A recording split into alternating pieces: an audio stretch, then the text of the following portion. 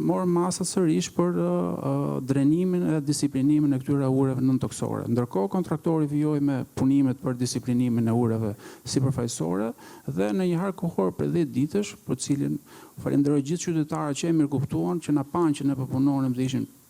plotësisht të angazhuar për adresimin sa më parë të trafikut, ne arritëm të marrim masat për shkërimin e trafikut. Kjo ne na shkaktoi edhe pezullimin e punimeve për korridorin 8, vetëm në këtë segment, pra në këto 150 metra që mund të jenë edhe pak më shumë të shtrira në gjatësi, në lartësi, ne kemi pezulluar punimet, ndërkohë që punimet në gjithë fazat e tjera vijojnë normalisht sipas planit të punës. Në të njëjtën kohë ne kemi filluar shkresat me hekurudhën shqiptare, me AMBU-n, që është autoriteti i menaxhimit pase nevojore, dhe me Agjencinë Kombëtare të Mjedisit, për të vijuar punimet, për të nisur punimet për aksin alternativ që do të ndërtohet mbi lumin Shkumbin në krah të hekurudhës shqiptare. Ky aks do të jetë me një gjatësi 1.3 km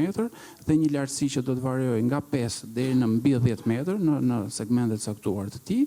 ndërkohë që për realizimin e tij do të nevojiten rreth 98.000 m3 mbushje.